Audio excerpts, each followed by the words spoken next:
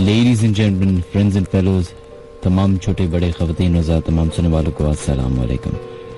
From the Karachi studios, ladies and gentlemen, this is Hot FM 105, and from Hot FM 105, this is Menhaj Ali Askari, and I welcome you to the late night horror show.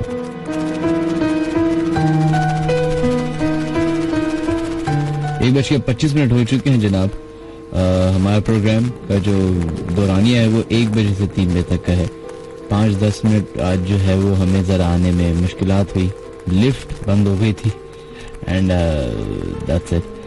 खैर, thank you so much lift से जल्दी से निकालने का, and thanks to KESC and administration.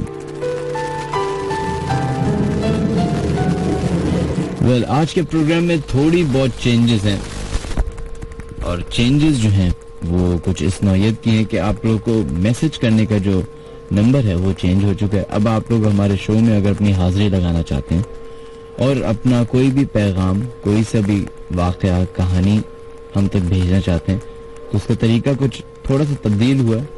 वो ये है कि अपने मोबाइल की क्रिएट मैसेज या न्यू मैसेज में जाएं, उधर रखें सबसे पहले HOT हॉट स्पेस दीजिए, अपना नाम लिखिए, अपनी हाजिरी लगाएं, बताइए आप हमारा प्रोग्राम सुन रहे हो, भेज दें 8282 पे।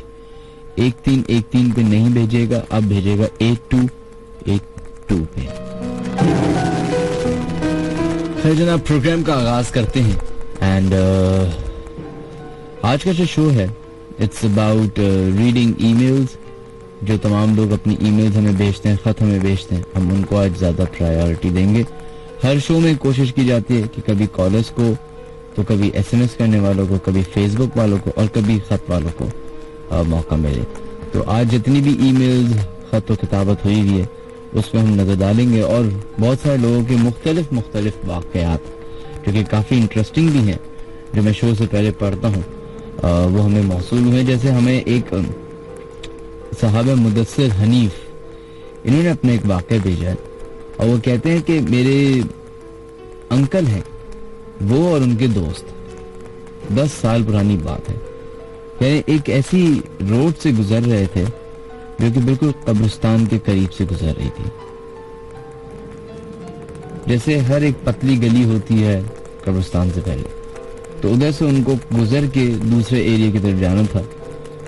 तो जैसे ही वो गली के अंदर उनके दोस्त और उनके अंकल घुसे, तो इनके जो अंकल थे वो गाड़ी चला रहे थे और उन्होंने वहां पे खड़ी हुई देखी एक औरत जो कि दुल्हन के लिबास में खड़ी हुई थी। खैर, जैसे जैसे ये आगे बढ़ते रहे वो औरत और विजिबल हो गई, और फिर इनके अंकल को भी यकीन हो गया कि ये कोई ऐसी वैसी कोई इंसान नहीं, कोई ऐसी मखलूक है जो तंग करने की कोशिश करी। तो वो इग्नोर करके आगे बढ़ने लगे।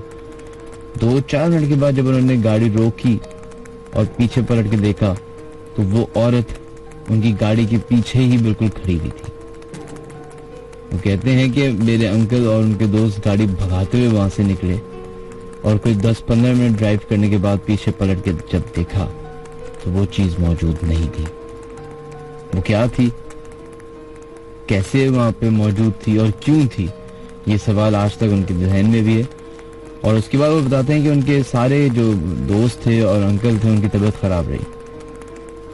पहले इस तरह के वाक़यात, इस तरह की कहानियां, इस तरह के किस्से आए दिन हर बचपन के में जो है हम लोग सुना करते थे। बड़े हुए तब भी सुने। बहुत कम लोग होते हैं जिनके साथ एक्सपीरियंस होता है, और जिनके साथ एक्सपीरियंस हुआ है वो इसको ज्यादा क्लियरली हमें बता सकते हैं। अगर आप लोग हमें कॉल करना चाहते हैं हमारे शो में और अपना कोई वाक़या ऐसा अपने घर के बारे में बताना चाहते हैं, अपने ऑफिस के बारे में बताना चाहते हैं, या फिर जिधर आप काम करते हैं उस जगह के बारे में आपको ऐसा लगता है कि वहां पे आपके अलावा या इंसानों के अलावा भी कोई ऐसी मखलूक है जो एग्जिस्ट करती है और अपनी एग्जिस्टेंस शो करने की कोशिश करती है, तो आप लोग जरूर अपने SMS हमें भेज सकते हैं। अपने मोबाइल की क्रिएट मैसेज या न्यू मैसेज में जाएं, उधर लिखें HOT हॉट स्पेस दीजिए, अपना नाम लिखिए और अपना SMS भेज दें 8282 पे। इसके अलावा अगर आप लोग हमें कॉल करना चाहते हैं हमारे शो पे, तो 111000105 वो नंबर है जहाँ पे SMS का कॉल कर सकते हैं। इसके अलावा अगर आप लोग हमें इंटरनेट पे प्रोग्राम सुनते हैं और फेसबुक पे हमें ज्वाइन करना चाहते हैं, तो www.facebook.com/thelatenightHorrorShow आप फेसबुक पे जाइए, the late night horror show with Minhaj Ali Askar के नाम से पेज सर्च कीजिए and you will find my page.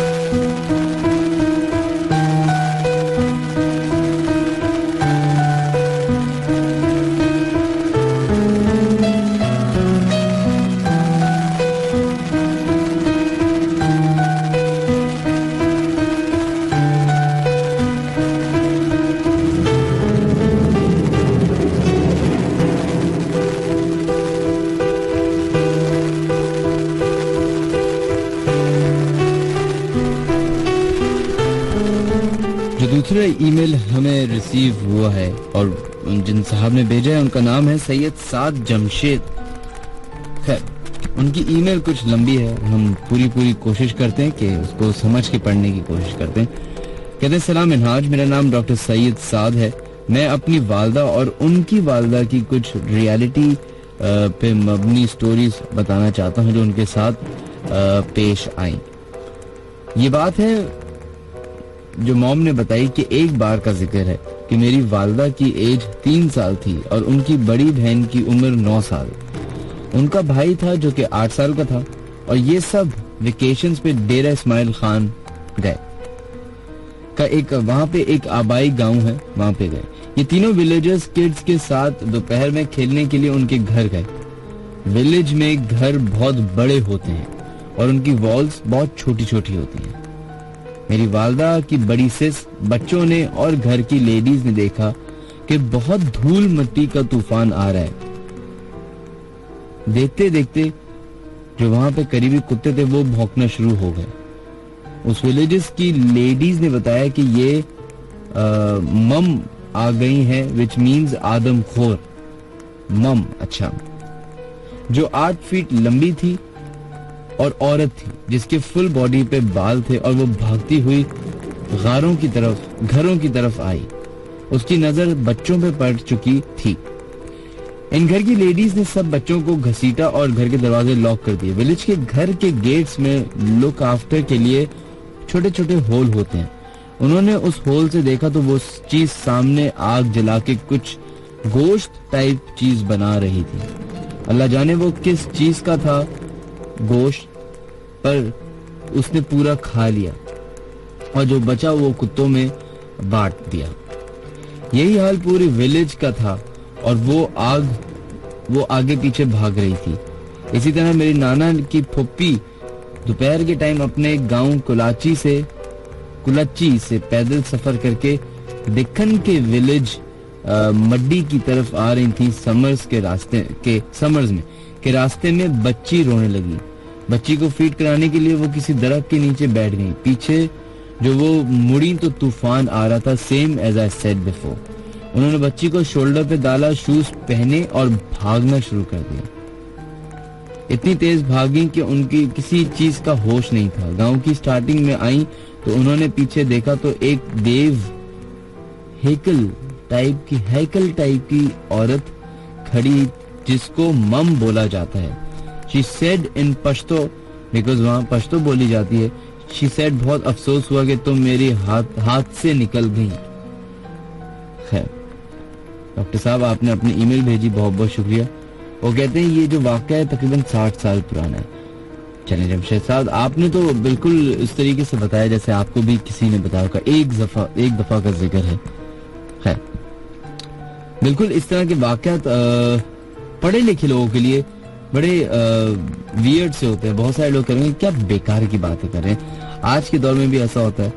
जी जनाब, अगर हम लोग उन मिरेकल्स के ऊपर बात करते हैं और उन मिरेकल्स को मानते हैं जो इंसानों ने ही डिस्कवर किए, जैसे एक मिरेकल है एफिल टावर, फिर एक मिरेकल है पिरामिड, और ये वो मिरेकल्स हैं जो इंसानों ने बनाए थे। मतलब इंसानों ने इस हद तक तरक्की कर ली कि वो मिरेकल्स की फॉर्म में हो गए। तो सोचें, जिसने ये पूरी दुनिया बनाई हो उसने कितने सरप्राइजेस इंसान के लिए अभी भी इस दुनिया में रख छोड़े हैं। हो सकता है कि उन एक मिरेकल में से ये एक मिरेकल हो। ऐसी बहुत सारी स्पीशीज हैं, ऐसी बहुत सारी स्पीशीज हैं जिनको आज तक डिस्कवर नहीं किया गया।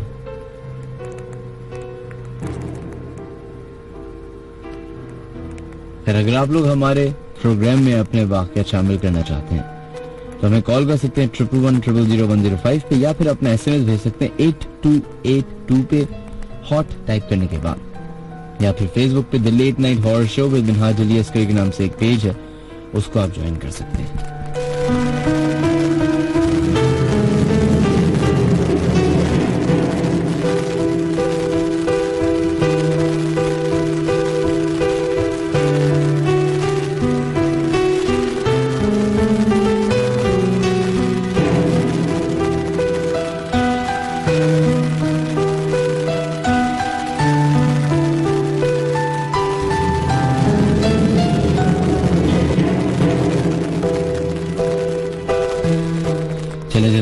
बगैर टाइम वेस्ट किए हुए हम अपने फर्स्ट कॉलर को ऑनर करते हैं। देखते हैं लाइन पे कौन है मौजूद। हेलो हेलो, अस्सलाम वालेकुम। वालेकुम अस्सलाम जनाब, कौन है हमारे लाइन पे मौजूद? जी मैं गुलशन इकबाल से सुहेल खान बात कर रहा हूँ। जी सुहेल साहब, आप इन बातों पे कितना % यकीन रखते हैं? जी मैं इस पे अगर मैं यूँ कहूँ कि 100% यकीन रखता हूँ तो बिल्कुल इसमें कोई दो राय नहीं होंगी, क्योंकि मैं खुद भी इन चीजों को फेस कर चुका हूँ। अच्छा, पर्सनली भी। क्या उम्र है आपकी अभी? जी मेरी उम्र है 30 साल। 30 साल? जी। अच्छा, तो 30 साल में आपने ऐसा क्या एक्सपीरियंस किया जो आप शेयर करना चाहेंगे? यार आपकी आवाज कम आ रही है, मुझे पता नहीं क्यों। आप सही आ रही है? अब बेहतर आ रही है। मैं पूछ रहा हूँ कि इन 30 सालों में आपने ऐसा क्या एक्सपीरियंस किया जो जिन पे आप ये कहते हैं कि मुझे 100% यकीन है इन चीजों पे, इस मखलूक पे? देखिए, एक जो क्वेश्चन मार्क होता है ना,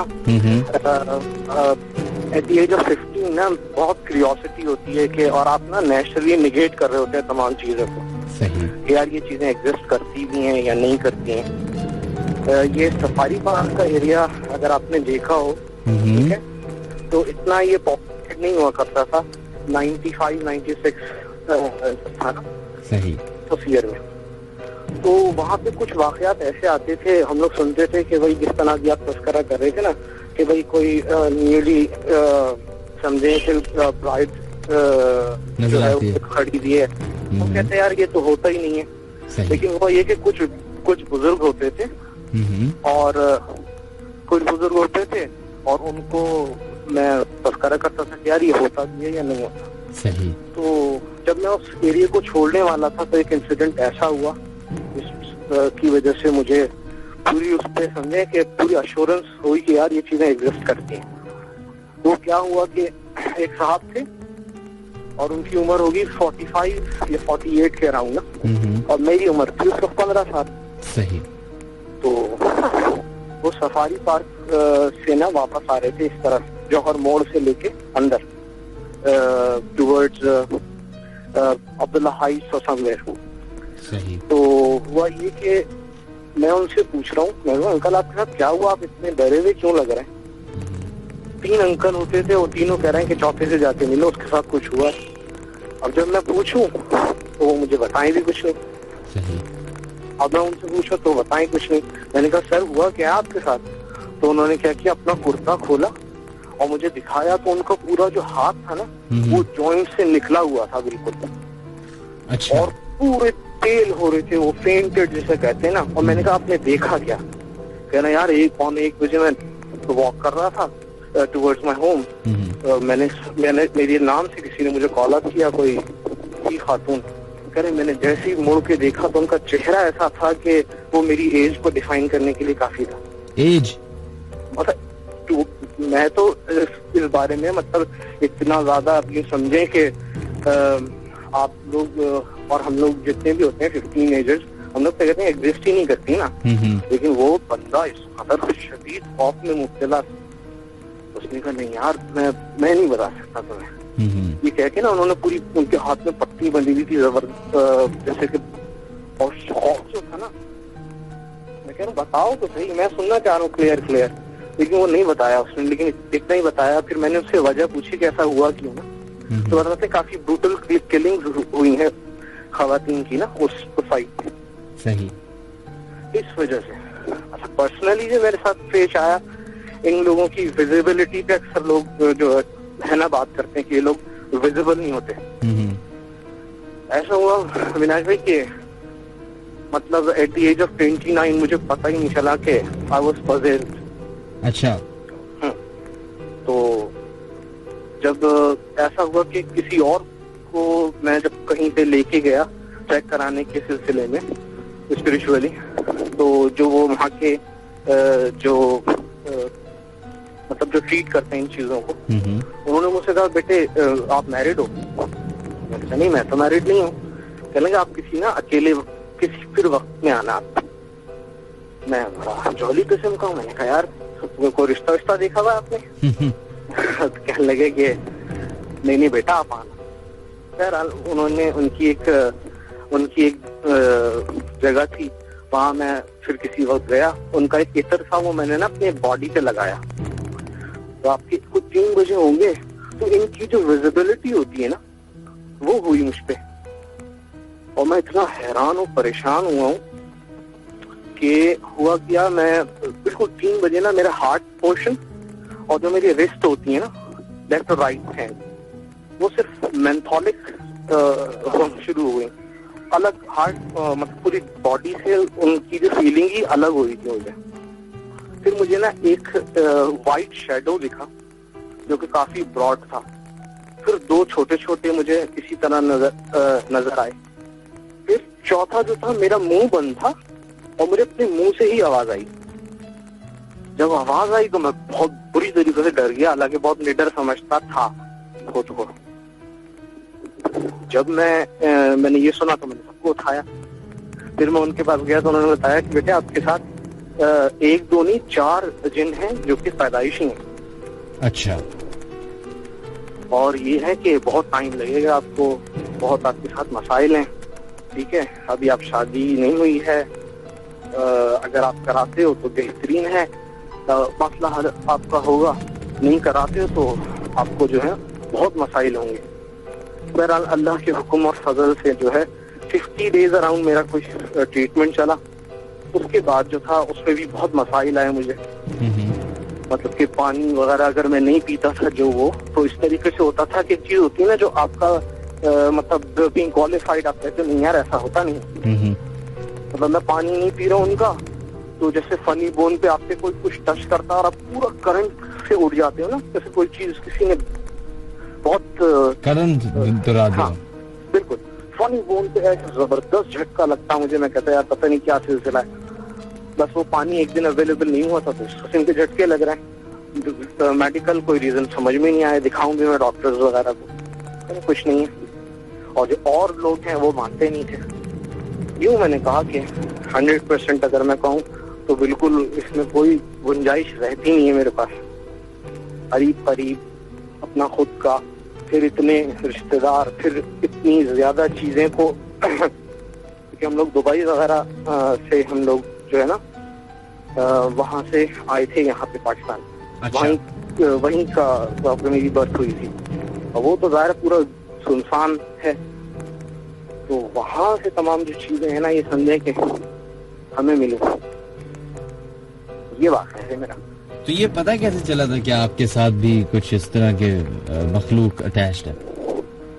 देखिए मैंने तो कभी भी कुछ चीज ऐसी ना फील ही नहीं की।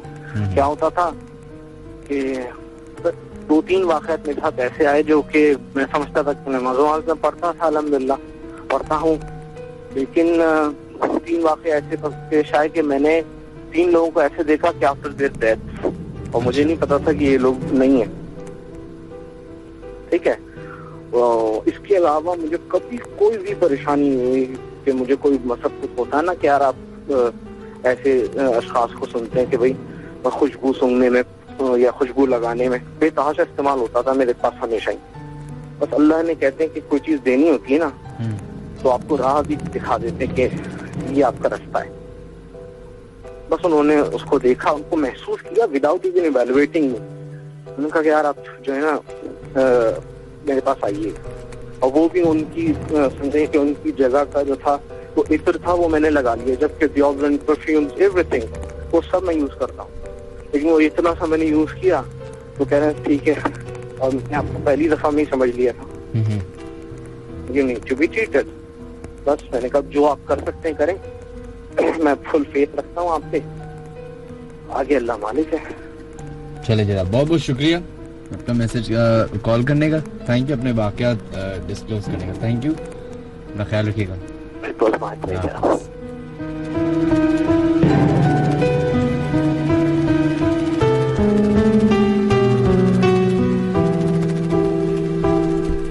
जनाब बढ़ते हैं अपने नेक्स्ट ईमेल की तरफ।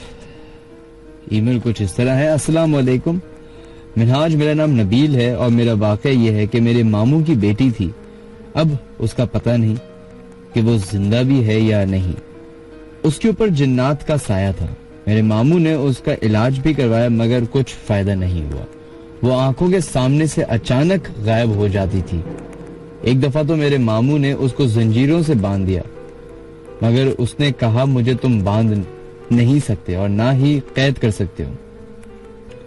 कहते हैं एक दफा वो गायब हो गई और हैदराबाद से मिली। मेरे मामू के साले के घर चली गई, जबकि मेरे मामू न्यू कराची में रहते हैं। उसकी उम्र तकरीबन 13 से 14 साल उस वक्त होगी और फिर उसके कुछ अरसे बाद मामू ने उसे फिर जंजीरों से बांध दिया तो उसने जंजीरें लॉक वगैरह खोलकर अपने हाथ से मामू को पकड़ा दिया और भागने लगी। उसके पीछे पीछे मामू भी भागने लगे और ये कह रहे थे कि बेटा रुक जा। मामू ने किसी से तावीज पढ़वा कर उसके गले में पहनवाया हुआ था। उसने वो तावीज उतार कर फेंका और वो आंखों के सामने से गायब हो गई और आज तक नहीं मिली। ओके खैर नबील साहब, अब ये जो चीज है ना, ये इस पे तो अब आप चूंकि आई होप कि आप यू नॉट लाइंग एंड ये एक सच्चा वाक़या है। This is pretty weird for me. This मतलब ये अचानक से आंखों के सामने से एक इंसान का गायब होना, आई डोंट नो कि इफ इट्स ट्रू और नॉट, लेकिन everything and anything is possible in this world.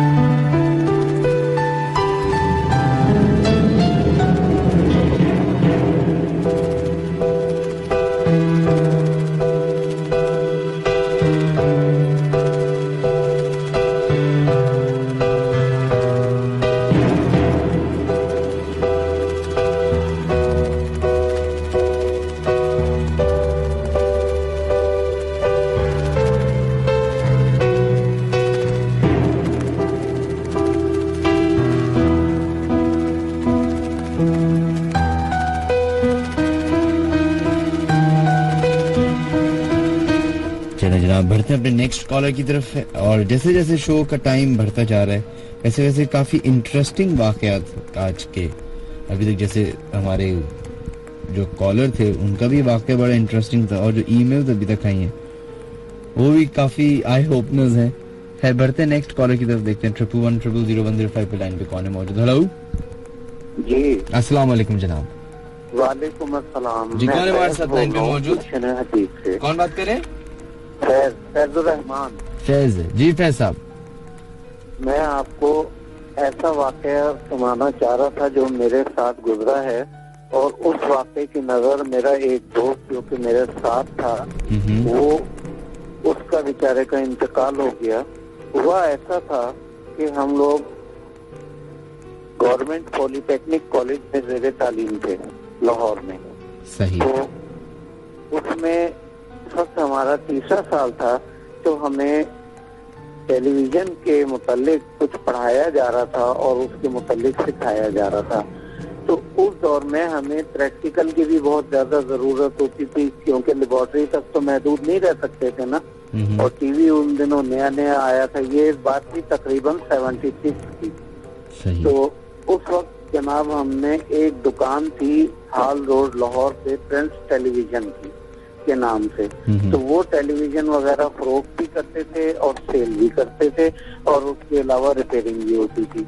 तो उनके पास हमने जाके अपना मुद्दा बयान किया कि हम इस तरीके से ज़ेरे तालीम हैं और हमें प्रैक्टिस की जरूरत है, अगर आप हमें अपने पास रख लें तो हम कुछ सीख देंगे। तो उन्होंने हमें वेलकम कहा और अपनी दुकान पे उन्होंने हमें इजाजत दे दी कि हम आया करें और सीखा करें। तो मेरे साथ मेरा एक दोस्त भी था जिसका नाम था अब्दुल वहीद। वो रहता था बेचारा गुजरांवाला में, और वो गुजरांवाला से पढ़ने के लिए लाहौर आता था और फिर वापसी में शाम को यहाँ से वापस गुजरांवाला चला जाता था। तो हुआ ये कि ये वाकया उन दिनों पेश आया जब दिसंबर का महीना था और दिसंबर की 27 तारीख थी। तो कुछ ऐसा वाकया था कि प्रिंस टेलीविजन वाले जो थे वो टेलीफोन पे कंप्लेन भी रिसीव किया करते थे, और उनके पास जो लड़के काम करते थे कारीगर, उन्हें उनके एड्रेस दे के भेज दिया करते थे और उनसे कहते थे कि आप उनको रसीद देकर और उनसे वसूली कर लीजिएगा, जितने पैसे भी बनते हैं उस लिहाज से पार्ट्स के पैसे अलग होंगे और 300 रुपए जो होंगे वो आपकी मजदूरी होगी। वो उनसे रसीद करके उन्हें रसीद दे दीजिएगा, दूसरे दिन पैसे जमा कर दीजिएगा और हमें रसीद का नंबर बता दीजिएगा। हम कहते ठीक है। हुआ ये कि जनाब एक दिन मैं और वही तन्हा उनकी शॉप के ऊपर वर्कशॉप में आए और बाकी लड़के जो थे वो इत्तेफाकन छुट्टी पर थे। लाहौर में अमीन पार्क एक जगह है, वहां से एक कंप्लेन आई।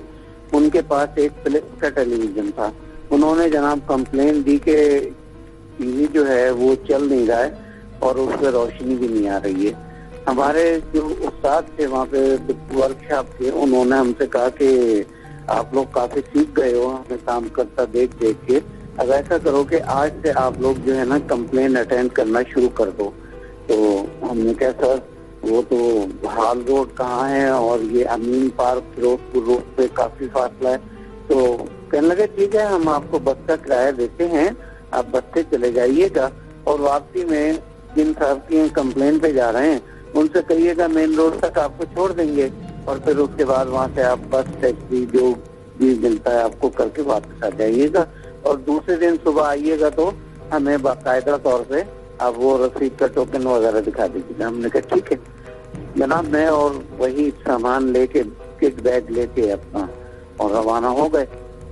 अब ये उस वक्त रात के तकरीबन 7:15 बजे थे जब हम यहाँ से रवाना हुए। हमारे जाने के बाद उन लोगों ने वर्कशॉप तो अपनी बंद कर दी, हम लोग सामान लेके और वहाँ पे कंप्लेन पे पहुंचे। तकरीबन ये 8:30 बजे का टाइम हो गया था रात को। अब जब वो उनके वहाँ पहुंचे तो उन्होंने हमसे कहा कि देखिए जी टीवी नहीं चल रहा है, इसकी कंप्लेन हमने दी थी प्रिंस टेलीविजन वालों को। तो हमने कहा हम वहीं से आए हैं और आप हमें चेक करा दीजिए। उन्होंने कहा ठीक है। हमने देखा उसकी प्रॉब्लम समझ में आ गई। मैंने वही से कहा कि तुम सोल्डरिंग आयरन लगाओ, मैं इसका ये पार्ट जो खराब हो गया इसको चेंज कर देता हूँ। उसने जनाब सोल्डरिंग आयरन लगा दिया और फिर उसके बाद मैंने उसका वो पार्ट जो था रिप्लेस किया, टीवी ऑन किया, ऑन हो गया। उनसे लिए जनाब हमने 300 रुपए मजदूरी और 150 रुपए का पार्ट था, 450 रुपए और रसीद उन्हें काट के दे दी। वक्त हो गया था रात के तकरीबन 11:30 बज गए थे। उनका जो ड्राइवर था वो जा चुका था। उन्होंने कहा जब हमने ये बात की कि अब हमें जाना है और हमारे पास कोई कन्वेंस नहीं है, हमें मेन रोड तक छुड़वा दीजिए। तो उन साहब ने कहा कि भाई देखिए मेरी मजबूरी है, मैं आपको कहीं तक छुड़वा तो नहीं सकता, लेकिन ये है कि आपको किराया दे दूंगा, आप खुद से चले जाइए। हमने उनसे रिक्वेस्ट की तो फिर उनका एक नौकर जो था कहने लगा सर मैं इनको वहां तक छोड़ देता हूँ मेन रोड तक। हमने कहा ठीक है। उन्होंने हमें जनाब उस दौर में 100 रुपए दे दिए कहने लगे आप ये टैक्सी या जो भी पकड़ के तो अपने वहाँ चले जाइए। हमने कहा ठीक है। वहां से आए जनाब, हम वहां से अमीन पार्क से निकल के फिरोजपुर रोड पे आ गए, मेन रोड पे। वो हमें छोड़ के और वो मौसम गाड़ी टर्न करके वापस चले गए। जिस वक्त हम वहाँ खड़े हुए थे बहुत ठंडी हवाएं चल रही थी और बहुत अंधेरा था और दूर दूर तक हमें किसी गाड़ी का नामो निशान नजर नहीं आ रहा था।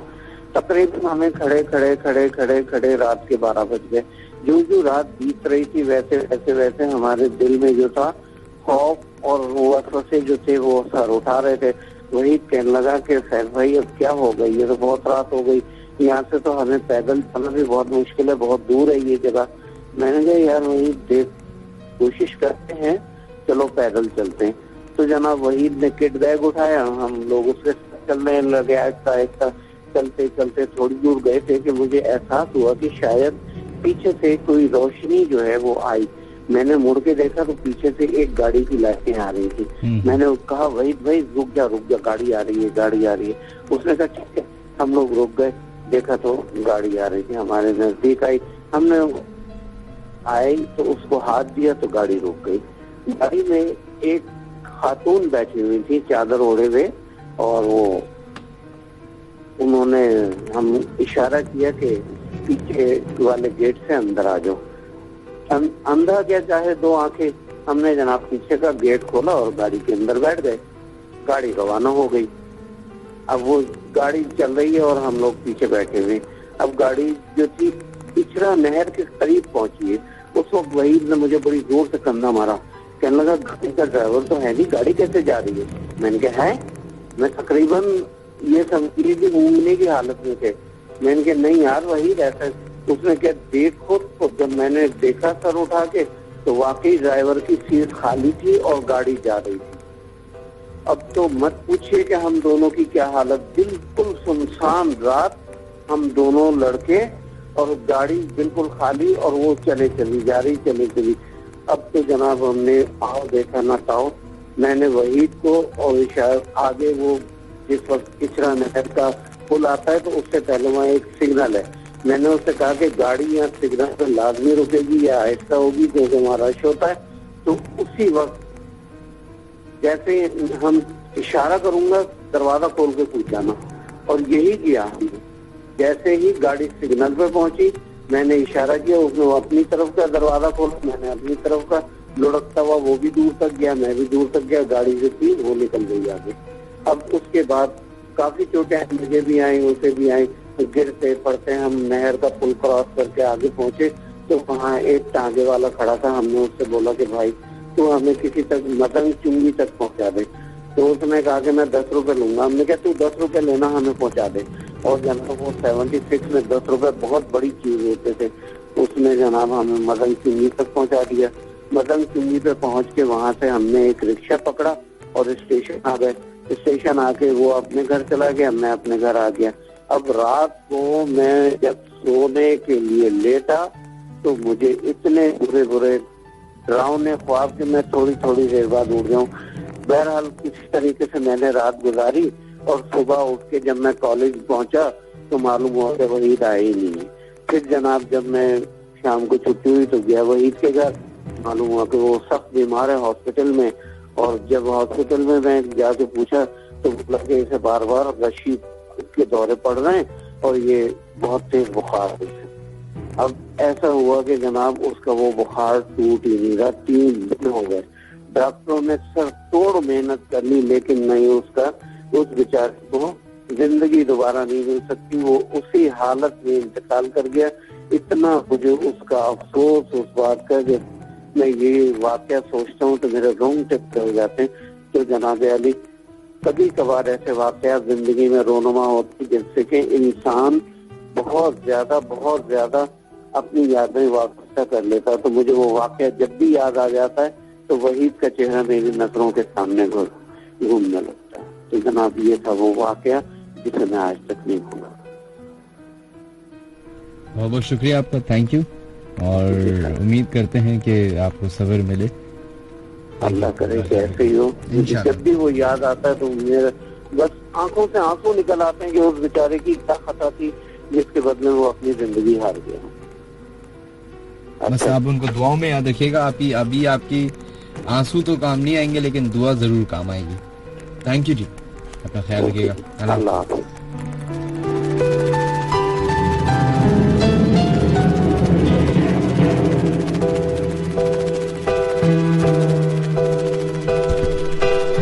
चलते हैं अपने नेक्स्ट एक लेटर की तरफ, जो कि हमें आमिर ने भेजा है और कहते हैं अस्सलाम वालेकुम मिनहाज, आई एम आमिर। जो वाक़या बताना चाहूंगा वो मेरी मुमानी के साथ पेश आया। शादी से पहले वो लाहौर में रहती थी। उन पर किसी ने काला इल्म करवाया हुआ था। वैसे तो बहुत सारे वाक़यात उनके साथ पेश आते रहते थे। मुमानी कहती हैं कि एक रात उनकी आंख खुली तो उन्होंने देखा कि कमरे से निकलकर कोई बाहर सहन की तरफ गया। वो उठी और बाहर आकर देखा तो वो उनकी अम्मी थी। मुमानी हैरान हुई कि सहन की तरफ से तो बाहर का गेट आता है, तो अम्मी इस वक्त कहाँ जा रही हैं? मुमानी कहती हैं कि मैंने अम्मी को आवाज दी कि आप कहाँ जा रही हैं, मगर अम्मी सीधा चलती रही और कोई जवाब ना दिया। मैंने फिर आवाज दी, लेकिन फिर वो उसी तरह चलती रही जैसे उन्होंने कुछ सुना ही ना हो। इस दौरान मैं चलती चलती गेट तक आ गई और दोबारा पूछने ही लगी थी कि अम्मी इस वक्त आप कहाँ जा रही हैं, कि पीछे से मुझे आवाज आई, बेटा ये तुम कहाँ जा रही हो? वो मुमानी कहती हैं कि मैंने पीछे मुड़कर देखा तो अम्मी पीछे खड़ी थी। मैं हैरान रह गई कि अम्मी यहाँ पीछे है, तो वो कौन है? मैंने फौरन गेट की तरफ देखा तो वहां कोई नहीं था। ये देखकर मेरी मामी कहती हैं कि मैं डरना शुरू कर दिया। अगले रोज मैंने सारी बात अपनी वालदा को बताई। फिर हमने एक बाबा से राब्ता किया। उन्होंने बताया कि मुमानी पर किसी ने काला इल्म कराया हुआ है और उस रात वो जो भी मखलूक थी वो मुमानी को नुकसान पहुंचाना चाहती थी। अगर उस रात मुमानी उस मखलूक के पीछे घर से बाहर निकल जाती तो शायद कभी वापस ना आती। This is pretty scary. कि मुझे सबसे ज्यादा जो इस सारी, अब ये जो जिस दुनिया की हम बात करते हैं, जिस मखलूक की हम बात करते हैं, उसकी अपनी एक दुनिया है, जिस तरीके से इंसानों की दुनिया। मुझे सबसे जो, अगर ये चीजें एग्जिस्ट करती हैं से और लोगों की वाकयात और अपने साथ हुए हुए चंद वाकयात के बाद मैं तो एटलीस्ट मैं ये इस बात का एग्री करता हूँ कि ये मखलूक एग्जिस्ट करती है। और वो जो लोग जो भी हैं कहते हैं कि ये चीजें एग्जिस्ट नहीं करती या ये है वो है, ये सब गलत है। एंड कोई जो वो एक बहस आती है हमेशा बीच में कि एक पर्दा है जिसके, आई डोंट थिंक सो ऐसा कुछ है। लेकिन जो सबसे डरावनी बात वो ये है कि आपके ही किसी रिश्तेदार की शक्ल में कोई मखलूक का आ जाना।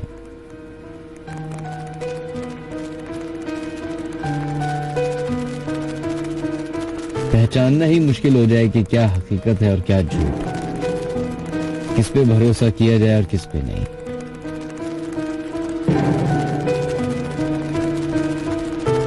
इसी तरह के वाकयात और इसी तरह कहानियों के साथ ladies and gentleman, my name is Minhaj Ali Askari and this is the late night horror show. 3 तरीके जो हम बार बार रिपीट करते रहते हैं ताकि नए लोगों को भी पता चले कम्युनिकेशन का जरिया। नंबर 1 है एसएमएस करने का। 8282 वो नंबर है जहाँ पे एसएमएस सेंड कर सकते हैं। हॉट टाइप करें, स्पेस दें, अपना नाम लिखिए और अपना एसएमएस भेज दें 8282 पे। या फिर अगर आप लोग हमें कॉल करना चाहते हैं तो 111000105। आई रिपीट 111000105 वो नंबर है जहाँ पे कॉल कर सकते हैं। या फिर फेसबुक पे the late night horror show with Minhaj Ali Askari के नाम से पेज है, उसको ज्वाइन कर सकते हैं।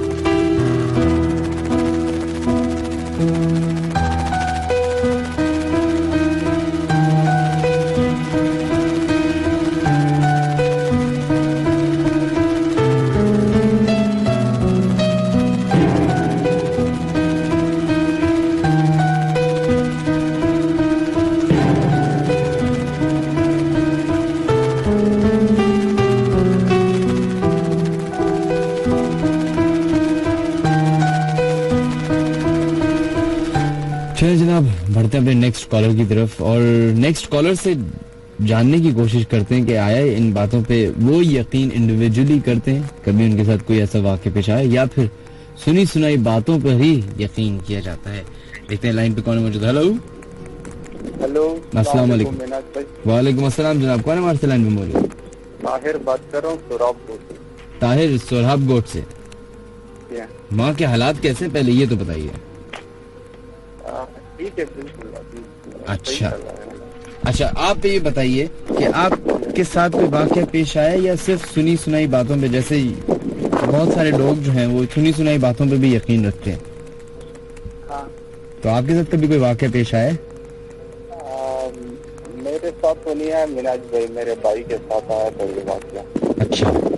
एक वाक़या ये पेश आया था मेरे भाई के साथ, रात के 1 बजे थे और मेरे भाई घर पे आए ना, तो उसको कुछ कमरे में ना अंधेरा था बिल्कुल, और उसने देखा कि एक औरत नमाज पे बैठी है, जहाँ नमाज पे बैठी थी।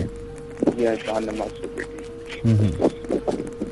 तो वो देख के बहुत डर गया और वो कह रही थी कि वो ऊपर लाइट भी गई हुई थी ना, छत पे चढ़े हुए थे, तो वो बहुत ही डर गया। ऊपर आके उसको लग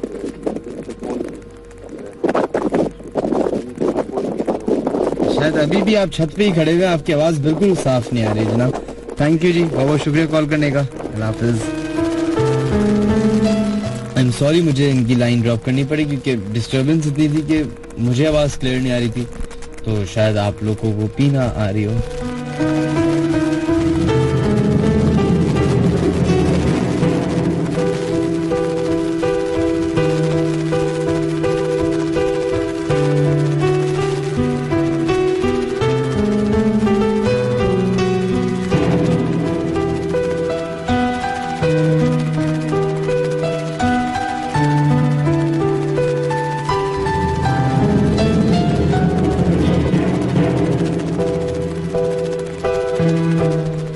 जनाब, बढ़ते हैं अपने नेक्स्ट कॉलर की तरफ और देखते हैं लाइन पे आप कौन है मौजूद। हेलो। हेलो, अस्सलाम वालेकुम। वालेकुम अस्सलाम जनाब, कौन हमारे से लाइन पे मौजूद? जी, मैं खुर्शीद आलम बात कर रहा हूँ। खुर्शीद आलम साहब, किधर से कॉल कर रहे हैं आप? जी, मैं ऑरेंज टाउन से बात कर रहा हूँ। जी बताइए, क्या वाक़या है जो आप शेयर करना चाहेंगे? जी, ये मेरे जब मैं 15 साल का था और 92 की बात है ना, कि मैं मदरसे में पढ़ता था। सही। तो एक रात यानी कि रात वहीं स्टे करता था मदरसे में, हफ्ते में आता था। तो फिर एक दिन ऐसा हुआ कि मैं रात को जो है ना जल्दी आ गया, 9:30 बजे तक आया घर। तो उस इत्तेफाक से मेरे वालिदैन जो है वो लोग सब शादी में गए थे। तो फिर मैं घर पहुंचा तो घर पे ताला लगा हुआ था। तो मैंने बोला यार अब क्या करूँ, ये लोग शादी में अम्मी को गए हुए, अब कब बात की वो पता नहीं। तो वो मेरे घर के सामने जो है ना एक घर ज़र तामीर था, तो उनके पास वहाँ पे बजरी गिरा हुआ था, रेत। तो मैंने बोला यार ऐसा करता हूँ, रात में जो है ना यहीं रुक जाते हैं ना, 11 साढ़े 11, ये तकरीबन 12 बजे का टाइम हो गया था। और उसी प्लाट के आगे जो है यानी कि वो 9 प्लाट के नाम से मशहूर था, उसमें जो है बहुत बड़ा से कीकर का दरख्त, जिससे यानी कि कुछ यानी कि हम लोग समझते तो कुछ है वहाँ पे।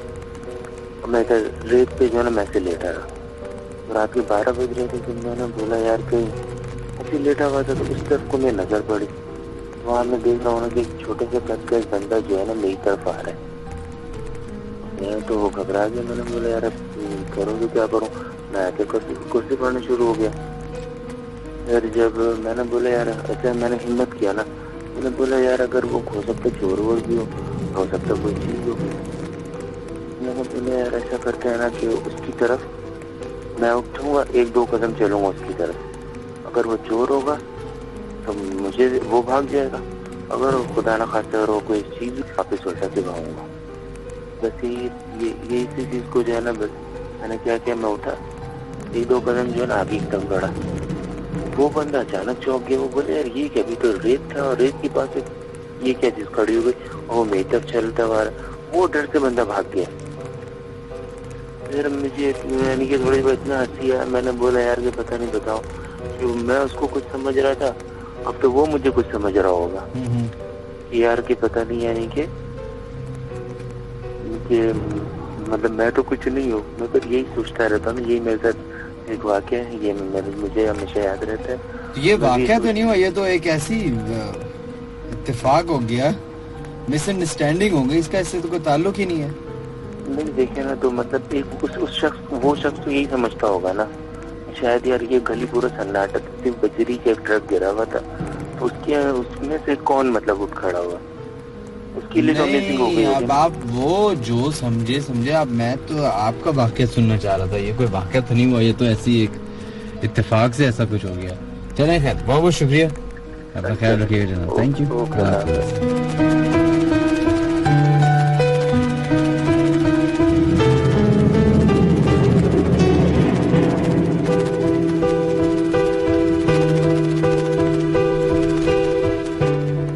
अब 2:15 हो चुके हैं, हमारा और आपका साथ तकरीबन 3 बजे तक है। हम बैक टू बैक कॉल्स और बैक टू बैक ईमेल्स की तरफ भी बढ़ते रहेंगे, और वो तमाम लोग जो अपने 1318282 पे एसएमएस कर रहे हैं और फेसबुक पे कर रहे हैं, डोंट वरी, हम आप सबके नाम शामिल करेंगे, लेकिन राइट आफ्टर नेक्स्ट कॉलर। देखते हैं लाइन पे कौन है मौजूद। हेलो, अस्सलाम वालेकुम। वालेकुम अस्सलाम जनाब, कौन है हमारे से लाइन पे मौजूद और किधर से कॉल कर रहे हैं? मैं आज से फराज बात कर रहा हूँ, एयरपोर्ट से। अच्छा फराज साहब, एयरपोर्ट से। जी एयरपोर्ट, अच्छा ये बताइए, एयरपोर्ट की तरफ कोई ऐसा इलाका है जहाँ पे अक्सर इस तरह के वाक़यात पेश आते हैं? सर एयरपोर्ट की तरफ ये है कि मलीर की तरफ थोड़ा सा, क्योंकि मेरा उधर का कोई पर्सनल एक्सपीरियंस नहीं है, बट फिर भी सुना है, दोस्त वगैरह इनके मुंह से सुना है कि वहाँ पर थोड़ी सी इन चीजों के असर आते हैं। मलीर कौन सी जगह है? मलीर कैंट या मलीर नॉर्मल? मलीर 15। अच्छा जी, तो आपके साथ क्या वाक़या पेश आया? सर मेरे साथ तो तकरीबन 2-3 वाक़ये पेश है, लेकिन मैं आपसे जो वाक़ये शेयर करना चाह रहा हूँ वो कुछ यूँ है कि तकरीबन ये 2 महीने पहले की बात है। मेरे कजन की शादी थी, मैं गया हुआ था शक्कर, तो वो गांव देहात का इलाका था, और वहाँ पर अक्सर मैंने सुना भी था कि ऐसी चीजें हैं, और दूसरा हम लोग वहाँ बहुत लेट नाइट तक गैदरिंग बैठते थे। तो मेरी खाला अक्सर मुझे मना किया करती थी, लेकिन मैं नहीं मानता था, क्योंकि हम, आपको पता है कि यंगस्टर कराची से गए तो देर तो होनी है। तो एक दफा तकरीबन मैं रात के 3 बजे आ रहा था, अपने ताया के घर में रहता था, उस तरफ जा रहा था, तो बिल्कुल अंधेरा, मैंने सामने से देखा कि कोई शख्स आ रहा है। तो बेसिकली मुझे इन चीजों से इतना डर तो नहीं लगता, तो मैंने बोला यार जो भी होगा देख लेंगे, लेकिन दिल में ख्याल आया कि यार इधर 12 बजे के बाद कोई नहीं दिखता, इनफ टाइम है, 3 बज रहे हैं, यहाँ पर एक बंदा जा रहा है, तो मैं बोला चलो खैर है, देखते हैं। जैसे ही मैं आगे गया और वो बंदा बिल्कुल मेरे करीब आया, तो मैंने देखा कि मेरा वो कजन था। सही। तो मैंने उससे कहा कि इस टाइम किधर जा रहे हो भाई? तो कहता है, उसने मुझे कोई जवाब नहीं दिया, पहले तो नीचे नजरें की हुई थी। तो मैंने उससे फिर पूछा, बोला भाई किधर जा रहे हो, मैं तुमसे बात कर रहा हूँ। तो उसने थोड़ा गुस्से से मुझे कहा, कहता है आ रहा हूँ, सामने लड़के खड़े हुए। तो मैंने उसे इग्नोर कर दिया, बोला ठीक है। फिर मैं वहां से आगे जैसे ही चला तो मुझे याद है यार मैं तो पीछे से ही आ रहा हूँ, पीछे कोई भी नहीं। और जैसे ही मैंने पीछे देखा तो वहां पर कोई भी नहीं था, और फौरन मैं घर गया तो मैंने देखा कि मेरा कजन घर पे सो रहा था। तो आपने फिर बताया वहाँ पे लोगों को ये वाकया? जी मैंने अपनी जो है ताई हैं उन्हें बताया था, तो उन्होंने कहा कि बेटा इधर तो ये जो है काफी आम है, क्योंकि मिनाज भाई वहाँ पर लोग बाकायदा, अगर मैं ये बात करता था तो मुझे कहते थे तुम्हें इस जगह पर लेकर चलें, अगर ना हो तो जो है ना हमारा ये नाम बदल देना।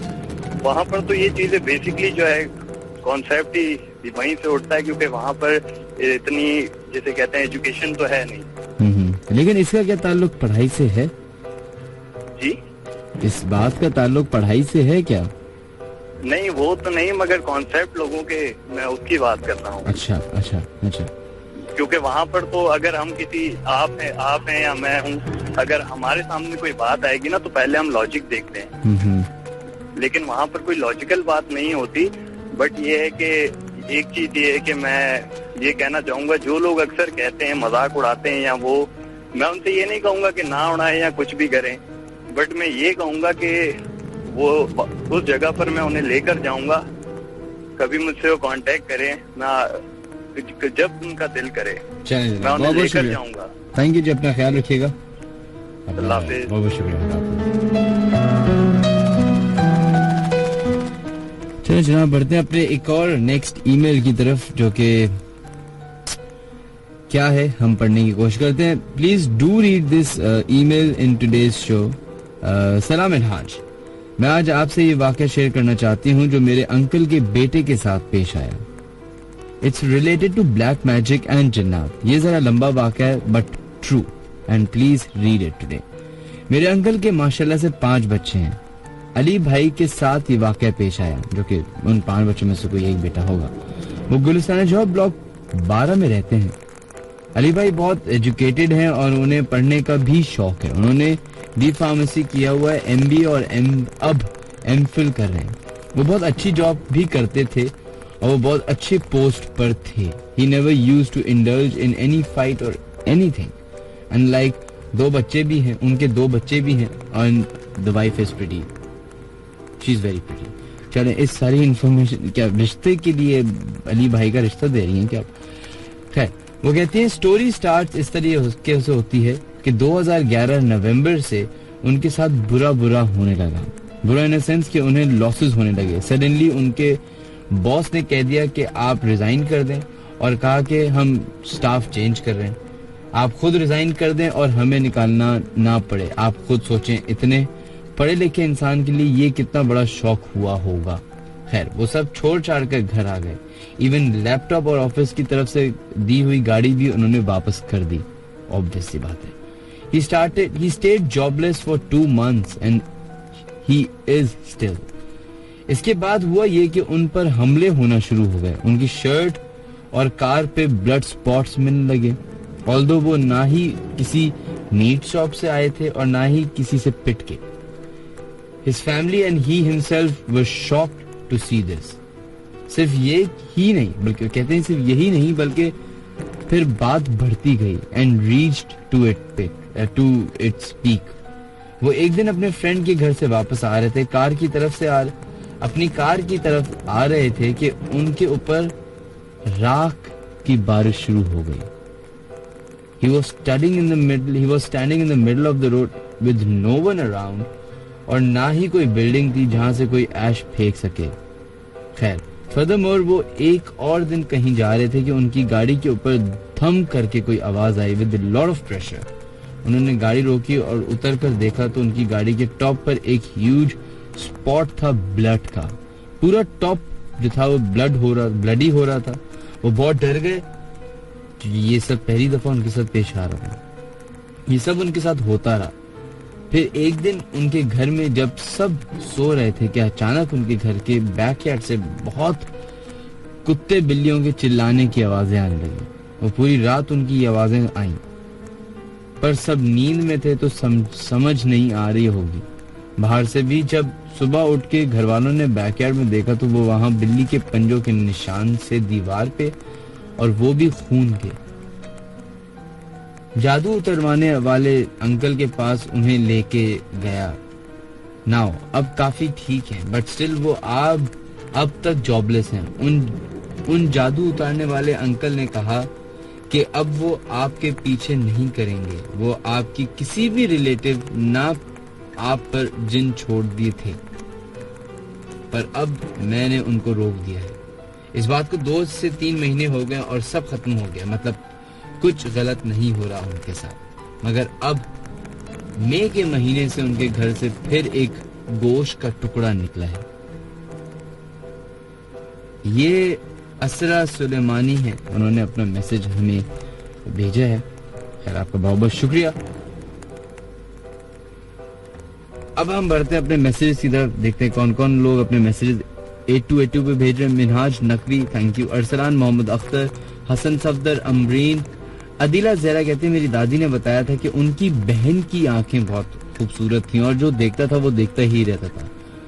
वो एक गांव में रहती थी, वहां बहुत पुराना एक दरख्त था, वो उनके नीचे सोती थी। उन्होंने एक दिन ख्वाब में देखा कि कोई उनके ख्वाब में आया और कहा मुझे तुम्हारी आंखें बहुत प्यारी लगती हैं, मुझे अपनी आंखें दे दो।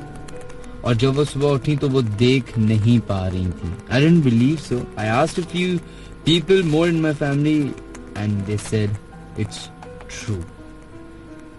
नरोज खान का मैसेज आया, थैंक यू। ताजुद्दीन साहब आपका भी शुक्रिया। गर Baba Ali thank you. Haider Ali, Ayesha Shahid, Shazia, Yasha Aftab, Moon, Mohammad Shafi, Saad, Mohsin, Waqar, Usama, Asim Ghania and Saba Zaidi, आपका बहुत बहुत शुक्रिया। वो तमाम लोग जो हमें फेसबुक पे ज्वाइन किए हुए हैं और the late night horror show with Minhaj Ali Askari के नाम से जो पेज है उसको ज्वाइन किया हुआ है, आप लोगों का बहुत बहुत शुक्रिया। आप लोग के नाम शामिल करते हैं अपने शो में। सैयद उमैर बहुत बहुत शुक्रिया। नोमी, मरियम भट्ट, अली रियाज एंड इसके अलावा अनस अली, आपका भी शुक्रिया। Wajid thank you so much and Adil Moin, आपका भी शुक्रिया। Heart thank you so much and Afsha Waheed, आपका भी बहुत बहुत शुक्रिया। Umar Farooq thank you. Nabeel Siddiqui thank you so much and Fawad Ali.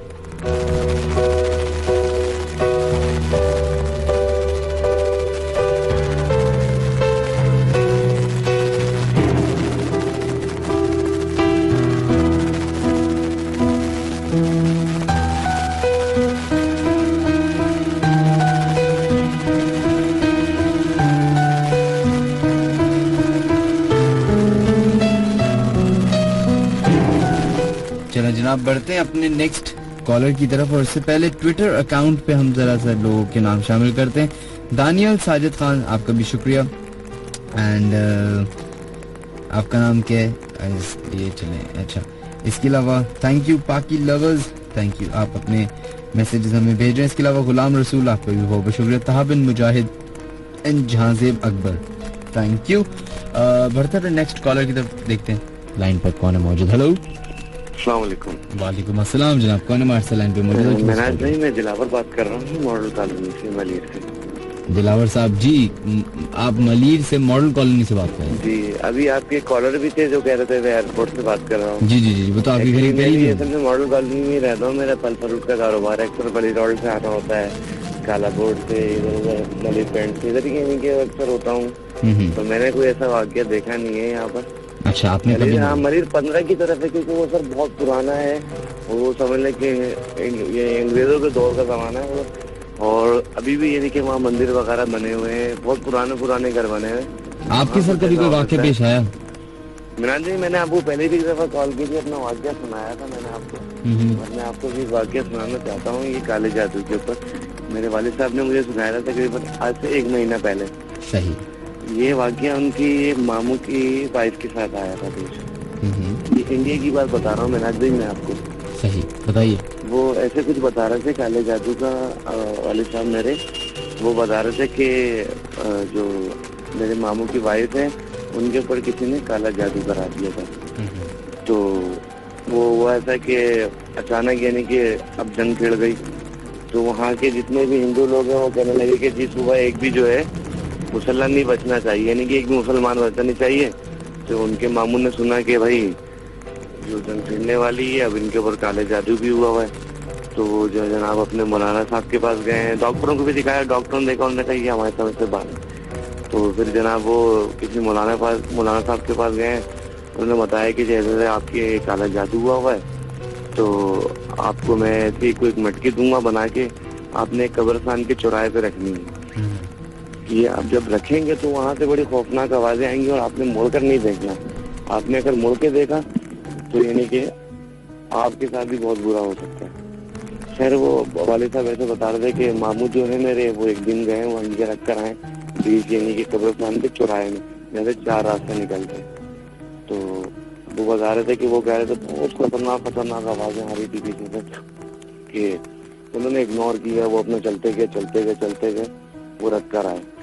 3 रखना था मिनाज भाई, वो दूसरे दिन भी गए, वही सीन हुआ उनके साथ। खैर वो 3 दिन रखना था, वो तीसरे दिन जब उनको जाना था तो वो जनाब जो जंग छिड़ी, तो उन्होंने जो अपना घर आए अपना, और घर वालों से कुछ भी नहीं कहा, बोला सामान पैक करो अपना और चलना है यहाँ से। खैर मिनाज भाई कैसे करते कराते वो लोग पाकिस्तान आए। उसके बाद कुछ दिनों बाद जो है जो उनपे जो अमल हुआ था वो उस तरह से यानी तो उन पे वो अमल पूरा हो गया और यानी कि उनका इंतकाल हो गया। वालिद साहब ने मेरे को बात बताई थी कि तकरीबन आज से 1 महीना पहले मैं छत पे बैठा होता हूँ, आपका अक्सर प्रोग्राम सुनना होता हूँ अपने गिराज में। चलिए जनाब, बहुत बहुत शुक्रिया। Okay, thank you. खुदा हाफिज।